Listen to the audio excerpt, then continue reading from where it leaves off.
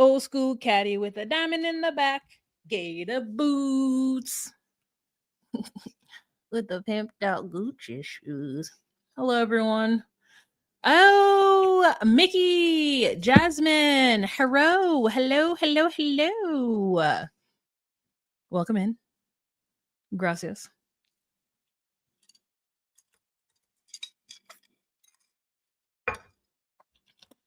Why am I struggling? Let me clean my glasses. Because while I can see, it's a fuzzy. I just wanted to start a little early so people can join the room. For those of you who are hashtag replay gang, please check the description box below so you can skip around.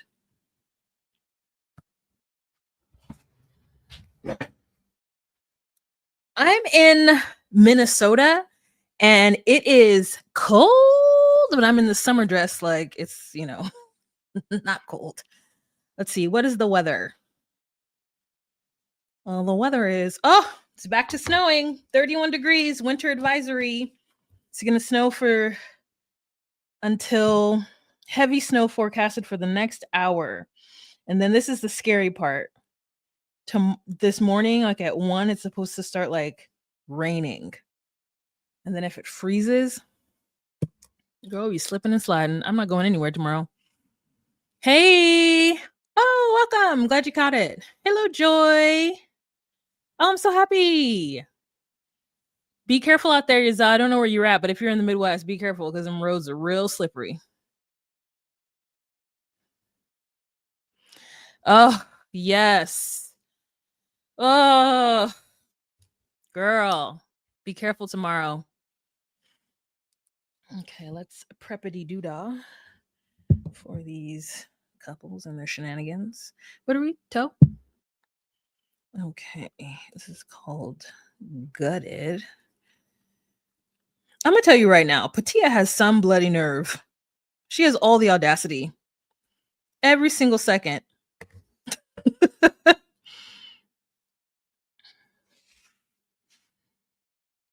The audacity.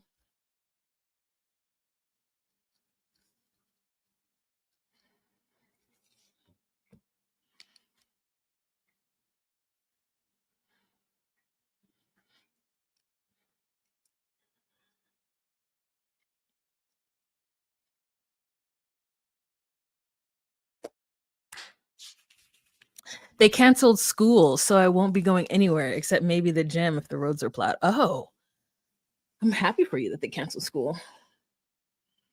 I might cancel myself out of work. I just might.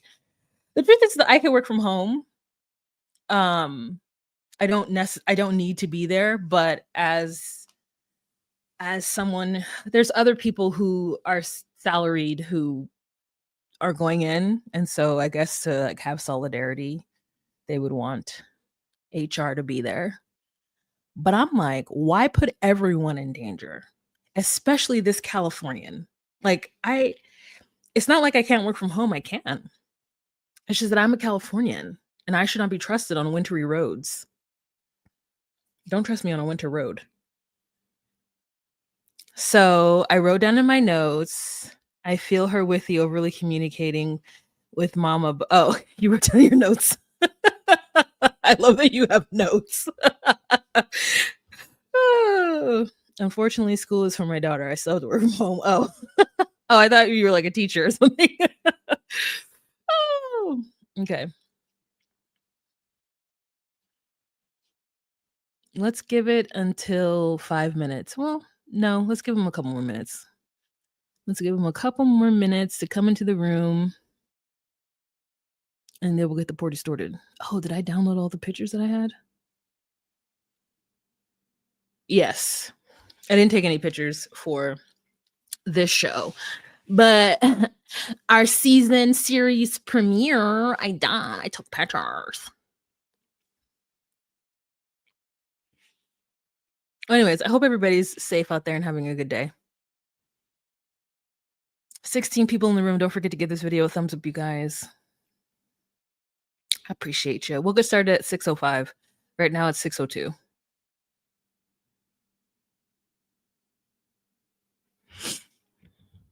Don't worry about it, Jasmine. You're good.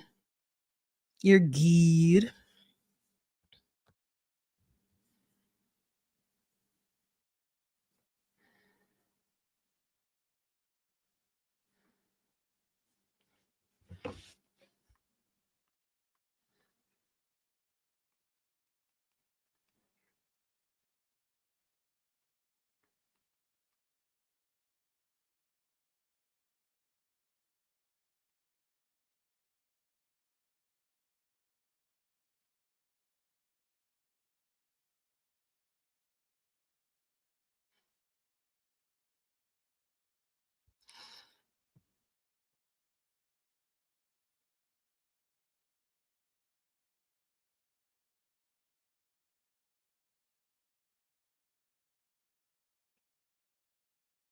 "20 people in the room. Don't forget to give this video a thumbs up." Oh, what is this? Wait a minute. I can do a teleprompter? Wait a minute.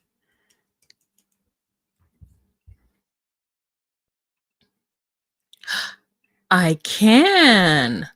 And it's on the screen. I wrote, "Wait a minute," and it's on the screen.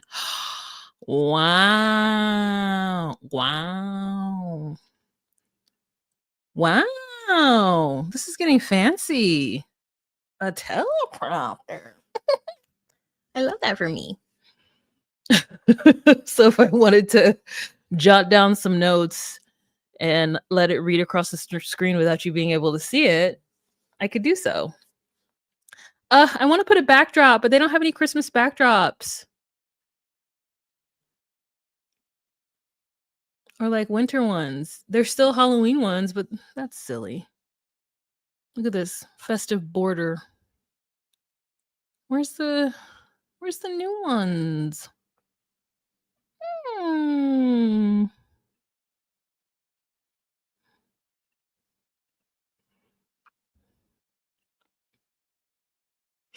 Hey Dedria, how you doing, girl?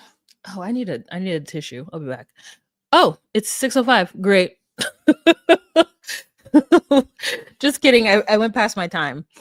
Let me get a thingy and then I'll be right back.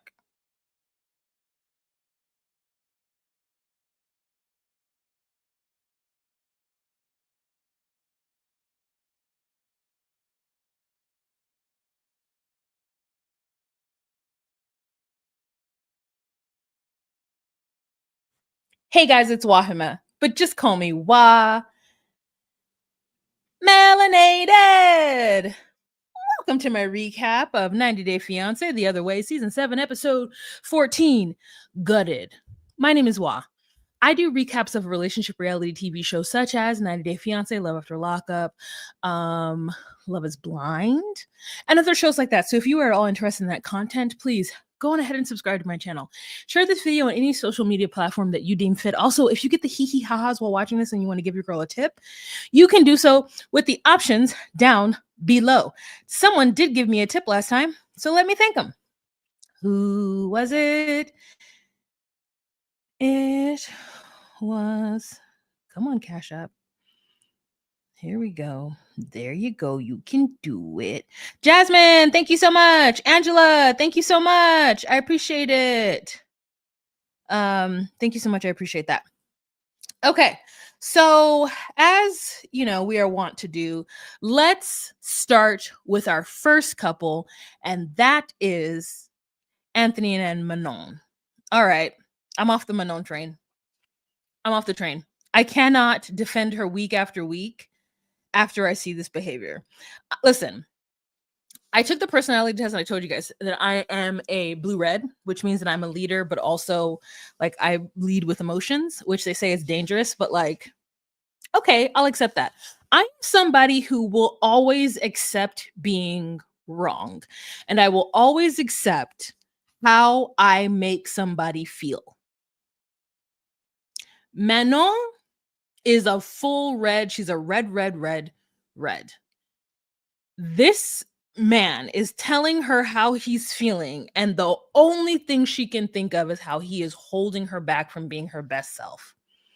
And if that is what you think about your partner, then you should leave that situation. It is I mean, I know that it went very quickly. Like last week I was still like, "Oh, he was a mime. What if your man was Batman on Hollywood Boulevard? How would you feel?" Right? This time though, I can't be on her side. So they're in the car. And he has yet another surprise for her. This is now the third episode in a row where there's a bloody surprise, and we know that the surprise is most likely not going to go well. Okay, we know it's not going to go well. So apparently they fought earlier because they were at some little store, and she wanted to buy some seashell earrings, and he is like, I don't want her to keep buying stuff. She didn't have her wallet, so she turns to her man and she's like, "Hey, my man, do you have your wallet so that you can purchase these seashell earrings for me?" And he says, "No, I don't." And then on a way out, like a petty Betty, he's like, "Look at my wallet. I lied to you." And she gets pissed. Now he admits that he was being childish and he did that. I mean, it to me, that's fighting behavior. He knows his woman, and I don't know why he keeps trying to behave in ways that he feels will one up her. Nothing is going to get Manon to believe that she is in the wrong. Unfortunately, due to her childhood trauma, it's going to take her a lot to admit that she's wrong. Not to say that her childhood trauma isn't traumatic and didn't cause this, upbringing, but because she was told she was wrong all her life, she has now just been like, well, I'm not wrong anymore. I'm not going to take that anymore. And so he was stupid for doing what he did. Now, she then in the car turns to him and is like, if you had just said to me that you didn't want me to buy that, you wanted me to save money, then I would have listened to you. And we full know that that is a lie.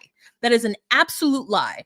If he had told her, Manon, I'm not giving you my wallet because I don't want you to buy that because you're spending money unnecessarily on things, she would have fought him on that. And in this car, she swirls the spit around in her mouth to tell this man that she would have listened to him. And we all know that that's a lie because we've seen her get mad at him for less. Could you imagine a scenario in which he says to her, Manon, you can't have the $20 earrings because you're spending too much money? I would be mad at that. What do you mean $20? Like, if we don't got $20, then like we shouldn't be doing anything. If we don't got $20 to spend on some seashell earrings, then I need to stay in the house. Right? So she's like, man, Anthony, I'm not going to spend money on all these things. I don't think you trust me. And so there's also another bit where she's like, oh, I like being in this area because now they're on their own, right? They finally get some alone time. Well, I say finally, but they've had alone time this whole time except for the mime situation. So now they're alone, and she's like, I like this part because they're open on Sundays. This is one of the only places in Versailles that they're open on Sundays, so I can get my nails done. And he's like, I can do your nails for you. And she's like, what? And he's like, yeah, so we could save money. Now at that point, just go ahead and get you some press-ons. Because what is not going to happen is my husband's not going to paint my nails. That's what's not going to happen. Because you are not a manicurist. You did not go to beauty school. You don't know how to clip my things, my cuticles. You don't know how to do proper nail maintenance. It's not just painting the nails, sir. It's a pampering. You're paying for the pampering service. No, you can't do this for me. And she's just like, oh God, you want me to just save money by doing this, and that's crazy. And I'm like, yeah, that is crazy. So at this point, Anthony is really trying to kibosh her spending. And listen, I get that because I'm somebody who compulsionary. I will, if I am on my way to sleep, I will buy something and then in the morning be like, why did I buy that? But it was because I was like half asleep. And I'm like, I want anything. Buy, purchase. And with Apple Pay, oh my God. If there's an Apple Pay button in any cart, it's done. I don't have to go get my wallet and put in my number. Oh, I'm purchasing it. So I get it. But stopping her from getting her nails done and stopping her from buying a pair of earrings means that I think your money issues are a lot bigger than that. Does that make sense? I don't know how I'm saying that. It's like, if you can't I get it. Getting your nails done can cost upwards to $100. This is the first thing that goes when I'm trying to save money. I haven't got my nails done in forever. It's the first thing that goes. Because it can cost, mine is like $190 for mani pedi. That gotta go. If I need money, that's the first thing that goes. But a pair of $20 earrings, I don't know if that's make or break. So anyways, they're arguing, and she's like, "Why do you paint me as this huge beach?" And I'm like, "Manon, because you are." Like, so I was with Manon when I thought she knew what she was doing, when I thought that she was acknowledging the fact that she might be feeling a certain way and behaving a certain way. Like, but when now it's all over her head and she's like, "How dare you tell me these things?" I'm like, "Girl, you are." Like, I was supporting you because if that's how you feel, that's how you feel. But to not be able to acknowledge that you're a little bit of a bitch, that you're always upset, and she will run headfirst into a fight. She won't hold back. This woman will not pick her battles. She's going to fight Anthony every single time. And I'm pretty sure in front of Benjamin. So, right? So he's like, "You're my only support." She's my only support system. I've moved to a strange country by myself. My wife and I are constantly fighting. Like, this is not fun for me. And she's like, "You don't care about losing me. You don't care about saving us. You don't care about me." And I look at Anthony and I said, if this woman walks out of this situation believing that he doesn't care about her, then we are watching two different things. Unless he is so different when the cameras are off. But from what we're seeing, he's fighting for this relationship, and she's fighting to be her. She's fighting to be who she wants to be, not who she needs to be in this relationship. And she's like, "If I copy me, I think, we should break up." And let me tell you right now, I know it's 90 Day Fiance, right? We're constantly watching it, but I really don't want to watch a couple slowly sink into divorce. Like, there has not been enough good for me to stand behind them, for me to think they're going to get out of this. Okay. So they get to the hotel and she's pissed. They're both upset. They walk in and immediately she's like, "What the hell?" And then he's like, "Oh, okay, look at the jacuzzi." And she's like, "Well, there's no windows. That's the thing that's getting me." And he's like, "It's a love room and it's also soundproof." And she's like, "Oh." And I'm like, would I notice if I walked into a space that obviously looked like a sexy space, would I be like, "There's no windows, it's freaking me out"? She is really, I'm telling you, I'm ungrateful, and I've said it over and over. But I'm like, if I get to a point where everything my partner does pisses me off, regardless of how much I can tell that they really want to try to impress me, then I need to get out of it. I need to get out of it. And she's not getting out of it. And it's a little difficult for me to watch. So they get there. She's like, "Okay, Anthony, I guess you did okay. There's a jacuzzi in here." She's like, "That looks good." And she feels like she's wanting to not like it. And then we see a dancer pole, and that dancer pole, I'm gonna tell you right now, is in a corner. And who's dancing on that pole in that corner? There's not enough space around it for any amount of movement.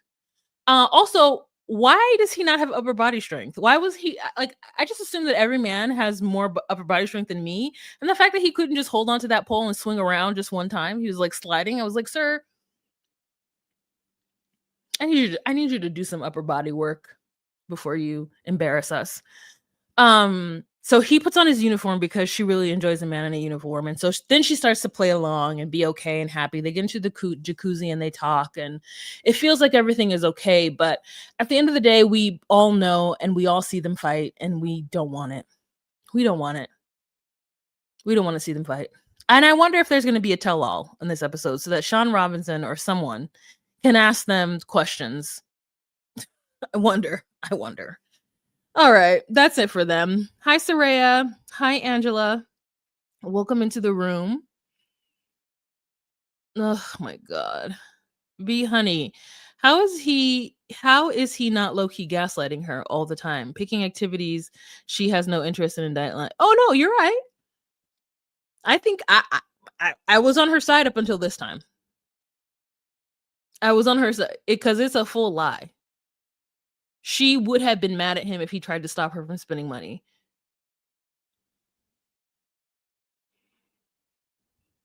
So, like, hey. So, like, yeah. I don't think he's gaslighting her. I just think he's trying to do things that he likes to. I don't know, girl. I don't know. But I was on her side up until this time. She gonna lie to she gonna lie to him and us, girl. If you know you don't want somebody telling you what to do, then you know you don't want somebody telling you what to do, and just stick with that. He was petty for showing her absolutely his wallet. I would have been very upset too. I'm like, don't control me like that. Say what you feel, and if my answer upsets you, then we'll talk about that. But like, don't try to like trick me because I'm not a child. I'm not a child. We're married. We share account, don't we? Do we not? Anyways, let's move on to Pattiya and Dylan. Girl, Pattiya has the absolute audacity. So Pattiya and Joe, Dylan's mother, have gone to play tennis, and Dylan's mother whoops Pattiya. Now, Pattiya tried to wear that little knee brace, and I was like, "Oh, this is the first time I seen you in this knee brace, miss. You was on stage at the episode 1 talking about I'm a dancer, I'm an exotic dancer. Now your knee broke." So she's on this court and she has no hand-eye coordination, and that's fair. A lot of people don't. I think that I do until I get on a court, and then I'm like, oh, I haven't done this in a while, and I absolutely do not have any coordination. There was a time when I did, but it's a skill set that one needs to practice. And Pattiya clearly does not practice that. So she's on the court and she's going back and forth with Joe. Joe ends up beating her. They sit down. They sit down and have a conversation where Joe is like, well, I'm glad that we're able to hang out together because I feel like, you and Dylan got off to a rocky start, and he did, tell me things about you. And Pattia's like, ugh. He told us that you didn't want him to live as close to me and his father as he does, and I just think that's horrible. And she's like, yeah, I didn't want that for privacy. I did say that, like, I was. And she's like, I just really had a lot of animosity and hated you for so long that at the time I just, didn't want him to have any connection with you guys or talk to you guys really all that often, because I wanted him. She didn't say this, but this is what she's thinking. I wanted him to pay attention to me. And then so mother's like, well, you got to stop your spending. She's like, I've stopped my spending. And mom's like, you say you stop your spending, but you haven't paid your debt off. Now I'm gonna tell you right now, if I'm almost 50, 60, no one better talk to me about my debt. It's already very embarrassing. It's already a hard pill to swallow. It 100% is. But I'm gonna tell you right now, I'm not gonna be on national TV, everybody talking about my debt. I'm gonna tell you that right now. I can't do it. It's embarrassing. I can't do it. It's not gonna happen to me. I can't do it. Can't do it. And so for Dylan's mother to be so bold as to talk to her about her personal finances is wild. But also what is wild and even wilder to me is Pattia's insistence that Joe not talk to her own son, the son that she physically pushed out of her own body, but once or twice a week because Pattiya doesn't want her to. Now, I'm going to tell you right now, I understand that there are people who don't have close relationships with whatever parent for whatever reason. But I would never tell that person to not talk to their parent as much. I would leave the relationship. Because I would mention it and I would be like, you're telling that person my business. I don't want that person to know my personal business. If you need to confide in somebody, you better confide. You better call some hotline and confide into some stranger. Like, do not tell our personal relationship business to someone who is then going to in turn talk to me about it. Because once that person then tries to talk to me about it, you and I are going to have to break up. Because I understand needing to talk to a close friend or someone about what's going on in your relationship. But I have left many a friend for telling me about the woes of their relationships and they just keep getting back with that same man. I can't do both. I cannot be the ear that listens to your nonsense and then watch you walk back into that relationship. The same way as if I was in a relationship and that person went and talked to somebody else and that somebody else came back and talked to me, I'm out. Like, let me have the illusion of privacy. Let me have the illusion of it. And so Joe is like, I don't think you're being reasonable. And she's like, oh, well, I do think it's reasonable. And Joe's like, well, listen, it's because you're afraid that I'm going to be in his ear telling him things to do, but that's not on me. That's on him. So you need to talk to Dylan because Dylan talks to me just as much as I want to talk to him. And I said, Joe, you're better than me because I would have cussed good old Pattiya out. Now I get it. Dylan is a grown man. Dylan's in his 40s, right? Is he? Or is he in his late 30s? Whatever it is, he's in his grown man and he's a grown man and he doesn't have any like delays. So there is no reason why she can't hold everything with Dylan. If Dylan does not want to talk to his mother or feels like his mother calls him too much or it's a problem, then that's Dylan to handle. It's not for her to now talk to Joe and tell Joe to back up. That is crazy. So when Joe's like, you still got that debt? And she's like, well, he caused it. And Joe's like, well, then you want him to sell one of his properties to pay it off. And she's like, yeah, because he caused it. And I think that Pattiya thinks that Dylan is a trick. I think that she thinks that Dylan is one of the men who comes into the club to pay her money. And that she can be like, hey, you need to pay off my debt. And Joe is like, no, I think it's silly for him to sell one of his properties. Now, this is where I'm like, Joe, that's none of your business. Because if the properties are co-owned by you or y'all have some like family trust or something and the properties are all under everybody's name in your family, that's one thing. Then you could just be like, I don't agree with you doing that. Like the living trust of our family name, such and such, you cannot sell this property. But it's not for Joe to tell Pattiya. It's for Dylan to tell Pattiya. No, it's not for Joe to have this. A lot of boundaries are being crossed here. So I think as much as Pattiya is wrong for asking Joe to back up, I think Joe is wrong for telling Pattiya that she's going to advise her son to not sell a property. Pattiya really feels like the reason why that they're not married is because of Joe. And I think to myself, well, you're again someone who cannot take responsibility for your own actions and own behaviors. The reason why you and Dylan are not married is because he does not want to take care of you and pull you out of debt. Because if you and him get married, you're just going to start spending. Listen, it's a disease. Spending is a disease. Like I just finished telling you guys, it is very difficult to stop when you are used to just being able to get whatever you want. You know how much time I have to talk to myself as I'm driving home from work? Like, no, you don't need to stop. You don't need to stop. Nope. You got food at home. You don't need to stop. Nope. You don't need to. Because guess what? You got all manner of items in the kitchen. I got stuff in this cabinet. And I know how to cook. I hate it, but I know how flavors work together. So I do not need to stop and get food. I don't need to. And I have to talk myself off the ledge. It's difficult. So the first step is admitting you have a problem. And the second step is doing the things necessary to not feed into said problem. And the moment she marries Dylan, she will spend that man's money. She will spend it because she has not admitted that she has a problem. So, anyways, they are being nasty nice to each other. And then Dylan comes and he picks her up. And he's like, you always have a nice guy. Bad accent. And they're like, yeah, we had a fun time. It was so much fun. Oh God, it's so fun.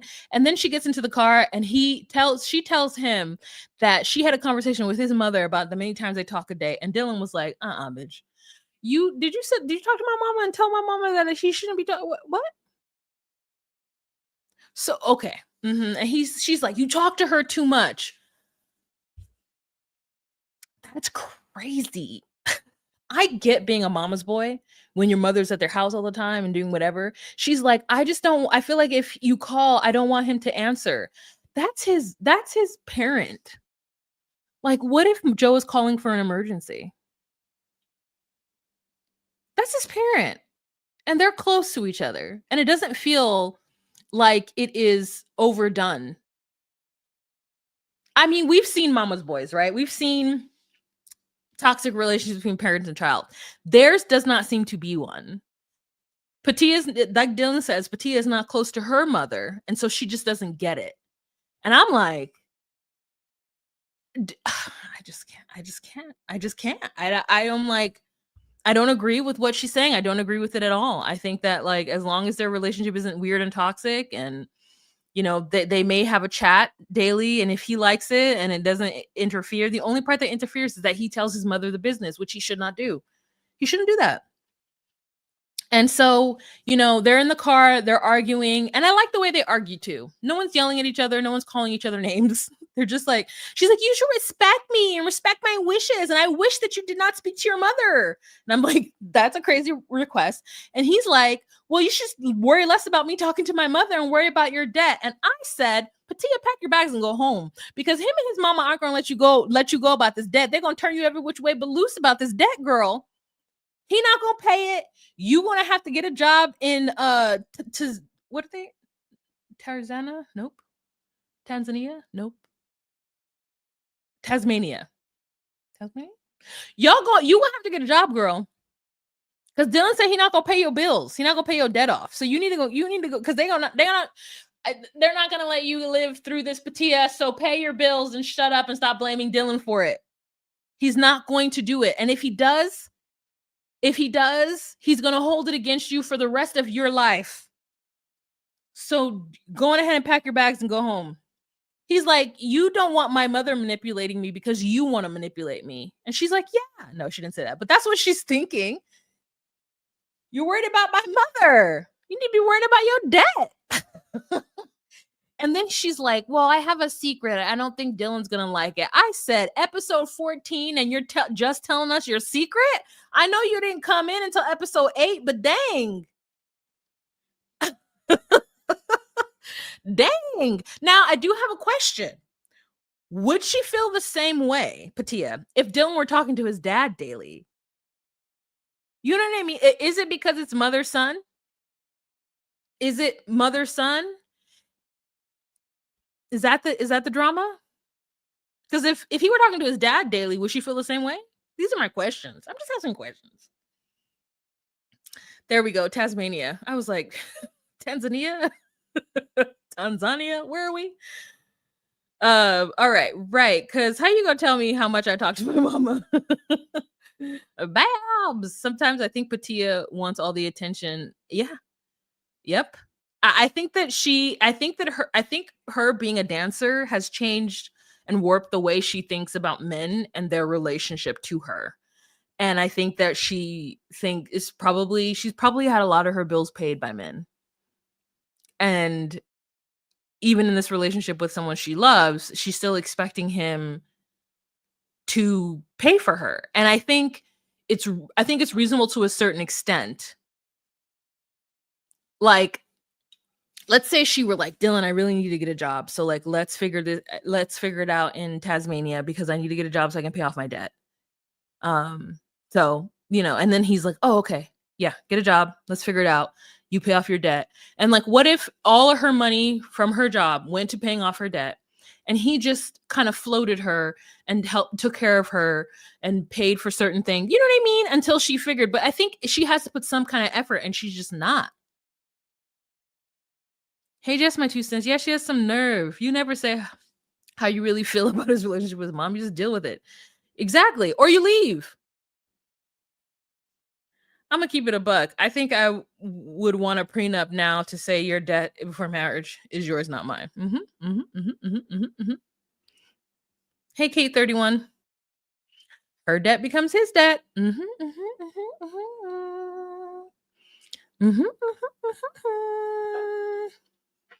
Yep, those 2 ladies are too close in age. Yeah. Hey, Marsha. How you doing, girl? Okay. Yeah, girl. 50 people in the room. Hey, go ahead and give this video a thumbs up, please. If you're watching on Facebook or you're watching on YouTube, give it a thumbs up. Thank you so much. All right, let's move on to the annoying couple. That's Chloe and Johny. Girl, so these two fools go to first of all, she thinks that a bark off of a coconut tree is a dead dog, and she almost has a panic attack. He's like, calm down.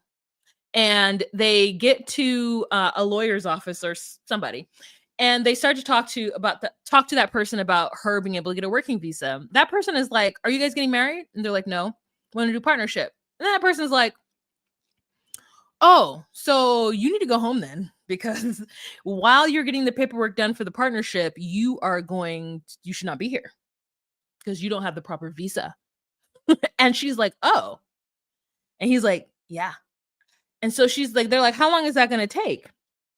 And it's going to take about 8 months. And she's like, we're not going to last long distance. I said, for 8 months, y'all not going to last long distance? And because she's nervous that he's going to cheat on her. I said, it's just 8 months. You're not going to survive it? So then it's a lot easier, the process, if they get married. And they're both like, we're not ready for marriage or whatever.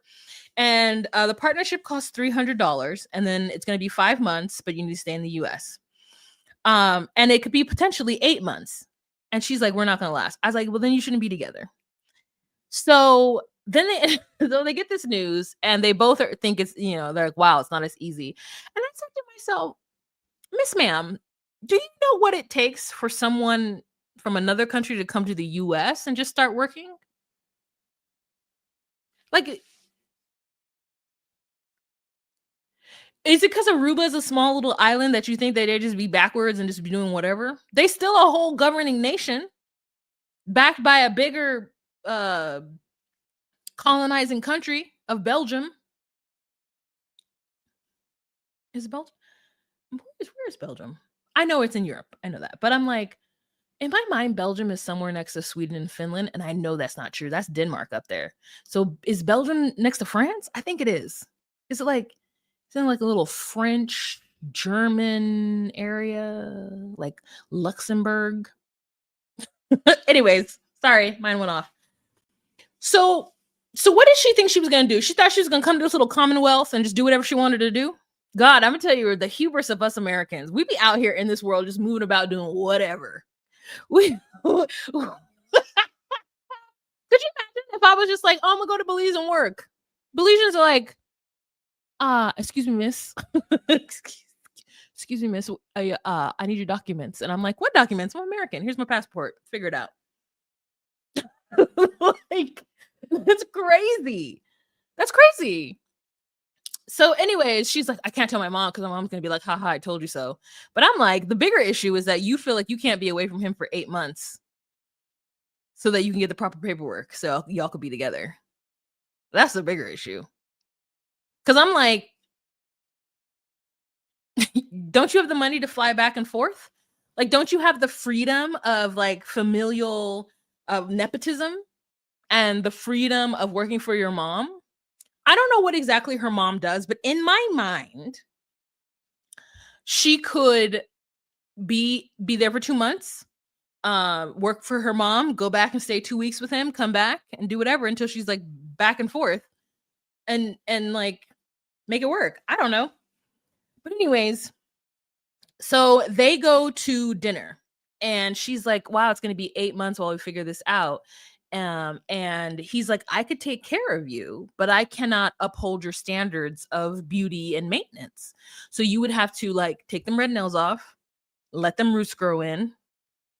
And then like we could do it. You would have to, and she's like, I think I can do it. Again, no, if you're used to spending money, it is very difficult to pull back. It is very difficult to do so. So she's like, yeah, no, I can do that. And he's like, listen. She's like, well, what about getting married? And he's like, girl, I'm ready to get married, but I don't know if you're ready to get married. I'm at the age now where I'm ready to settle down. She's like, it's not about an age. Like, it's not. And I'm like, you heard that man say that he feels that the deadline for him to get married is within the next couple years. So it's not about you, babes. It's about what he wants to do in his life. And studies have shown that men prosper when they get married. It's women who suffer in a marriage because of all that they are expected to give out. Now, I imagine if you're in a good marriage, an equal partnership, then yeah, you're fine. If he understands that he could wash a dish and vacuum a floor too, then you're fine. But a lot of men are like, I can live in a dirty little crevice hovel. Like they weaponize their incompetence. They're like, oh, I don't do inside housework. I only do outside housework. Like all that kind of stuff, right? And it happens. That is a lot of times if the men are not trained from a young age to keep their room clean and wash their dishes and do certain things, then like women are usually socialized to do these things. Now, not all of them, because they be some dirty ass women too, but when you're in a marriage, some people are like, well, I pay majority of the bills, I can just chill. No. If I see the spot on the wall, you better see the spot on the wall. And we both better care about that spot on the wall. Or I'm gonna be pissed. Because I can't be paying attention to everything. Because at some point, if you don't care, I don't care. And I'm gonna move out when the house gets dirty enough. I'm gonna move out. I'm gonna leave every dish in the sink and I'm gonna get me a new lease. And you can come visit me. So, anyways, she's like, well, I'm ready to get married. And I said, girl, you live on a coast. The only women at 23 who are like, I'm ready to get married and probably truly mean it are in the middle of this country with no other options. You go get your hair done, your nails done, you get tanned, you do all this stuff. She's like, I still want to have my martini nights. 23? You've been only legally able to drink for 2 years and you have martini nights? Martinis are a big girl drink. That's a Sex in the City beverage. A martini? What are you talking about? You're drinking martinis at 23 and not like vodka Red Bull? Girl, you are not ready. You are not ready. I'm not going to sit here and listen to a 23-year-old tell me that she's ready for marriage and she don't live on a farm. You are not ready for marriage. No, don't do it. You are not prepared for that. And he's like, I've been in a long-term relationship. She's like, well, because of my affluence, I've done a lot in my life. I've been a cheerleader. I have gone to Aruba at least 10 times. I have traveled the world. I think that I'm done. I'm like, girl, you have 50 more years of life ahead of you. You cannot settle with this pirate in Aruba. Give yourself 10 years. If at 33, you guys are still doing well, then you marry that man. He's fine until 43. You don't need to get married now. He can't afford you.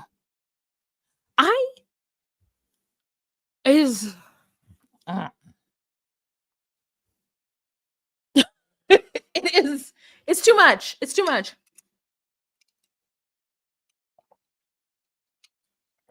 I don't want to watch these people. I don't want it. She might sacrifice the nails, but she's not letting those roots grow out. They gotta fry them with bleach. Maybe she wants a wedding, unless she also wants kid now, which is like, why exactly? I still have my martini nights. Girl, if you don't sit down with your martini nights, get you a Natty Ice or a Bud Light and lay down somewhere. He literally had to stop her from touching that cactus on the way to the lawyer. She is a child. Exactly. Oh, I was right. Belgium is between France and Germany. French is spoken there. I was right. I knew it. I was like, there's chocolate. There's French. Not just that. People from these countries find it hard to find work. Work can be scarce. Documents are not. Girl, it's too much. Speaking of too much, let's move on to Greta and Matthew. Greta's gonna. Okay, so remember how last episode I was like, how long has it been? Has it been weeks since she's been there? And that's why she knows it's not gonna work? Don't make me take my glasses off again.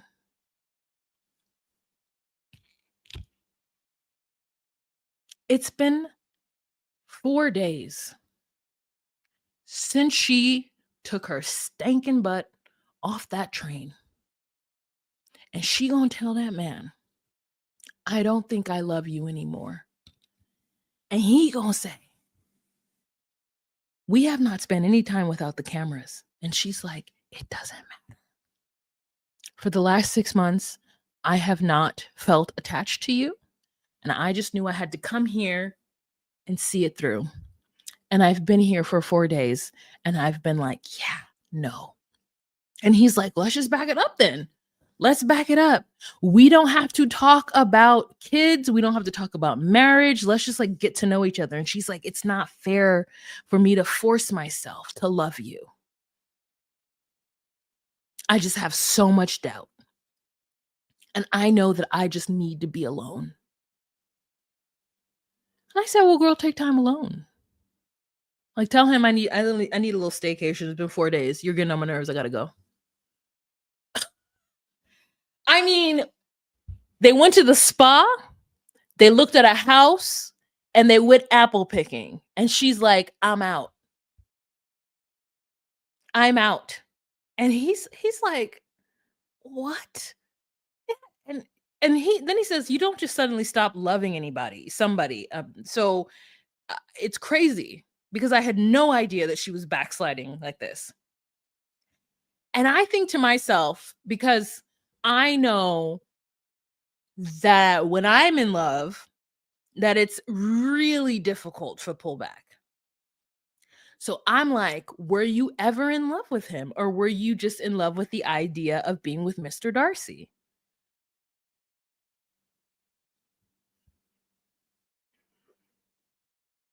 He's like, "What do we do now?" And she's like, "I'm gonna go and we're just gonna move on because we have so much life ahead of us." I I wanted to pull my hand through the screen and grab her for Matthew. I know Matthew can't put hands on her, but I'll fight her. I fight Greta. I feel very strongly about what she's doing. I feel very strongly about what she's doing. Marsha, you might be absolutely correct. Whatever the whatever happened, whatever the ick was, it hit her so hard that all of her love just like vomited out of her in one motion. And it's happened to me. I've gotten the ick where I'm like, "Oh, I can't. You're gross." I got the ick because I went on a date with somebody who I had been like infatuated for so long. We used to work together, and we worked together 10 years prior. And while we worked together, we had like the best little non-sexual romance ever. Everyone at our job knew. They were like, "Nah, this person and Wah, they love each other," but he was in a relationship. So we never did anything. We just were friends that used to chat constantly chatting, but like, great. Finally, 10 years later, with the same woman, they're poly, open relationship. I was like, "Oh my gosh, you're still with what's her face?" And he's like, "Yeah, and I have a girlfriend too." And I was like, "Oh, really?" And he's like, "Yeah, I've also told her about you. She's known about you since the beginning." Blah, blah, blah, blah, blah. I was like, so, anyways, we go on a date. This has been 10 years in the making. And this man touches a door handle, goes in, sits down. We're eating. He belches. He licks his fingers because we're eating tacos. He licks his fingers. I couldn't do it. I couldn't do it. And I was so mad at him because I was like, this has been building up for so long. And you touched that door handle, did not go wash your hand, belched, and licked your fingers after the tacos. So, like, I couldn't do it because I was like, you are disgusting. Your mouth is riddled with germs. I can't, no. No. I don't remember you being this disgusting. I could not. So, no kisses. No. Mm-mm. Mm-mm. So, I'm like, disgusting. So disgusting. So maybe she got the ick. Because she was like, "I think we both can move on with our lives." Gotcha. If you don't leave me alone.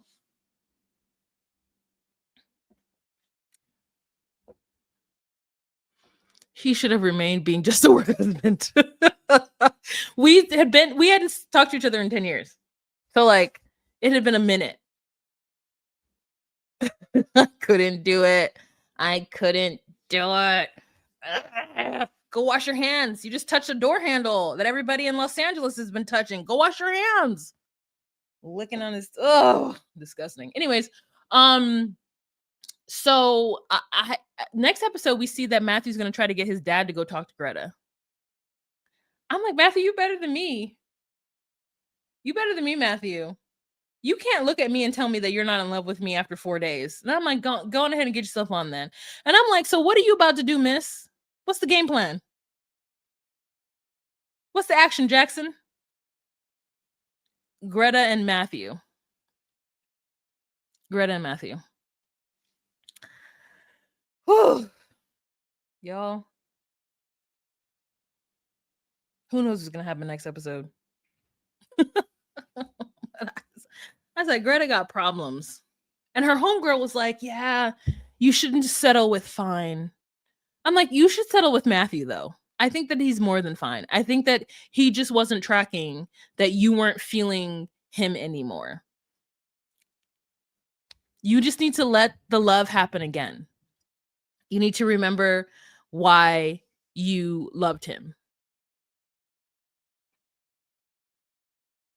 But cutting it off after 4 days is crazy work.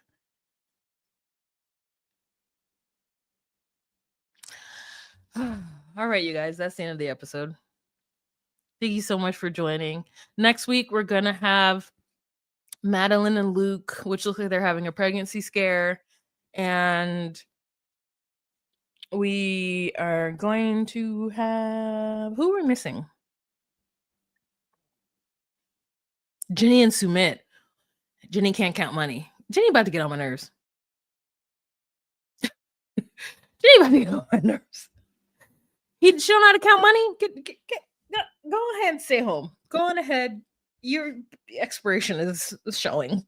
All right, you guys, thank you so much for joining me. Come back in about 40 minutes. We are going to talk the new season of 90 Day Fiance before the 90 days. I've got a lot of opinions about that. It's going to be a hee-haw good time. If you had the hee-hee-ha house of watching this, you want to give your girl a tip, you can do so with the options down below.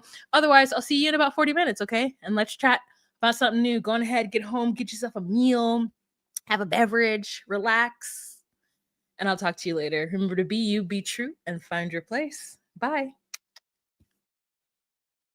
Everybody, jump in the line, rock your body on time. Okay, I believe you. Jump in the line, rock your body on time.